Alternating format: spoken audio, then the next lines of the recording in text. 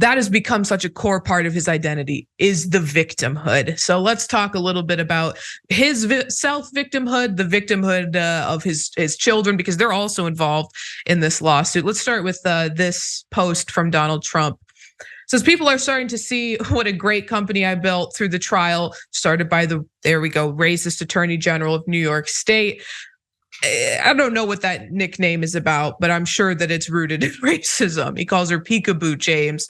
It was all supposed to be private, but in many ways it is exposing great success, incredible assets, lots of cash, and it only gets better. It is also stating loud and clear, don't move your company to New York.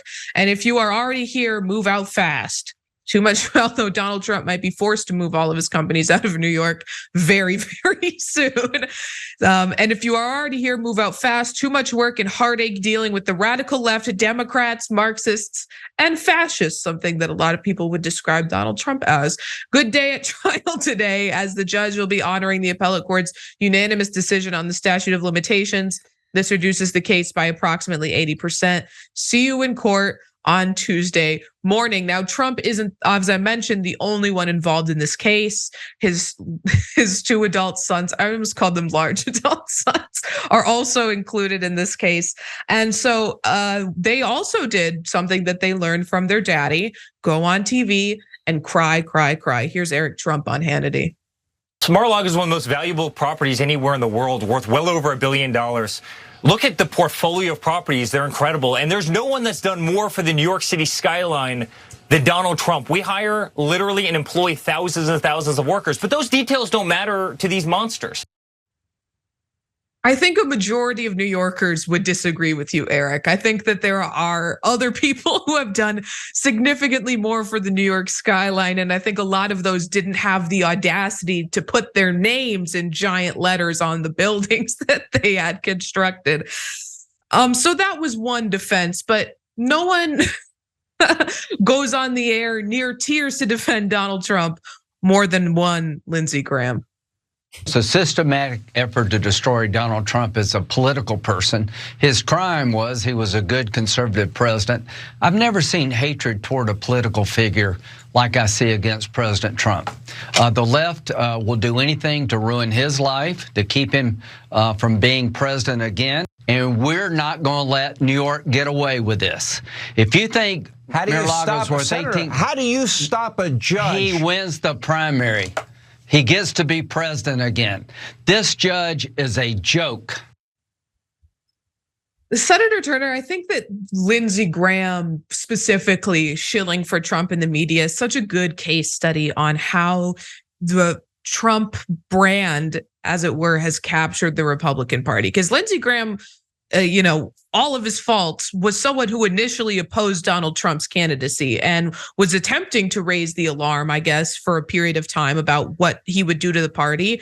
And then he immediately capitulated and bowed down to Donald Trump, and the party bowed down to Donald Trump.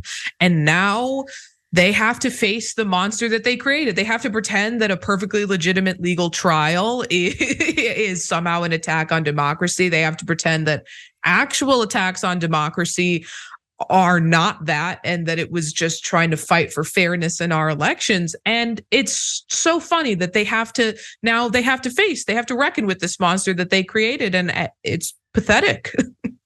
Yeah, I mean, it's very clear that Senator Lindsey Graham did not have true conviction when he was first criticizing then Mr. Trump before he became president, because if he was truly convicted, he would still hold that conviction to this day. This is, again, people like Lindsey Graham and most of the Republicans are afraid of President Trump's base. Period. And they don't want to run afoul of Mr. Trump or his base. And then I know that Senator Lindsey Graham, or I would like to think that he's smarter than the comment that he made during that interview about when he was asked, well, how do you beat the judge? He said, win the primary. No, sir, that is not how you beat the judge. There's something called separation of powers, baby. I hope to God that he got that civics lesson in school, but the judiciary branch of government is a separate, co-equal branch of government, and you cannot tell that branch of government what to do. So this is not simply about as much as I know they wish it were, about Mr. Trump winning the primary, will not have him winning the primary will have no impact if he wins the primary. It looks like he's poised to do so. I will put that in the parking lot, Rayyvana. But if he, in fact, he does win the primary, that has no bearing on this case whatsoever. Exactly. When I was in law school, there was never a day we learned that you can ask for a dismissal of a case based on beating Ron DeSantis in North Carolina or whatever they're trying to. I mean, it's so ridiculous. Of course, they have to sort of do these Hail Mary attempts of defenses. These absolutely what we can see is absurd arguments, and I think you're right. I think that Senator Lindsey Graham is probably smarter than the things he's saying, but he's cornered because of they let Trump dictate the entire platform of the Republican Party. He controls that party. I mean, they should, talking about branding, hell, they just need to go ahead and rebrand the Republican Party, the Trump Party, period. Like those big golden letters on all his buildings, because that's what this is coming down to. And Mr. Trump is gonna have a hold on the Republican Party for quite some time, beyond his first presidency, beyond if he gets it a second time. He has definitely built this party, no doubt, in his own image. So your reference to this is the monster that they created, absolutely. And it is going to linger for a very, very long time. I'm picturing them having to be up on a ladder, peeling the Trump letters off of the metaphorical building that is the Republican Party. And you're right, it's going to take them quite some time, and because they gave them all the power. I remember in 2020 when they were announcing their platform, they didn't. They just said at CPAC, whatever Trump wants, or at the Republican convention, they said whatever Trump wants is going to be our platform. We're not going to have an official platform, and now it's come back to bite them all in the ass. Yeah, I mean, he took the power, no doubt, and he's shrewd at this. I mean, say what we will about him, his policies, xenophobia, you name it, that which is Donald J. Trump. But he is very shrewd, he's very calculated, and that TV, that reality TV persona is working well for him, especially among his base, Rayyvana. And the Democrats better get a clue, and they better get it real quick, because this is fuel for him. Where somebody else, this probably would make them down and out for Donald J. Trump. That's why he showed up. This is his fuel. Yeah, and I mean, even on the campaign trail, he's talking about he would rather be electrocuted to death than die in a shark attack. And somehow that's rallying his base. Meanwhile, what's Joe Biden doing? Many people, myself included, student loan repayments have started. We're feeling that in our pockets. That's right. And Donald Trump is going on the news, rallying his base. The Democrats, they have to wake up because he can win. That's scary. I think he is going to win, Rayyvana. As painful as it is for me to say, unless something drastically changes, he is on his way. This will be a repeat in some cases of 2016, unfortunately.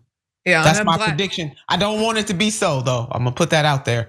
But and there's a lot of good voices like yourself, like Cenk Spence, sounding the alarm, and hopefully the Democrats finally hear those alarm bells ringing and realize they got to do something different. That's it. Check out the Damage Report podcast each day, wherever you get your podcasts, whether Pocket Casts or Stitcher or iTunes. You can join me as I give you the news and stories you want, with a range of co-hosts and interview guests jumping in on the fun each day. Again, that's the Damage Report, wherever you get your podcasts. And if you get them at iTunes, don't forget to rate and review. Sometimes I'll read them live on the show.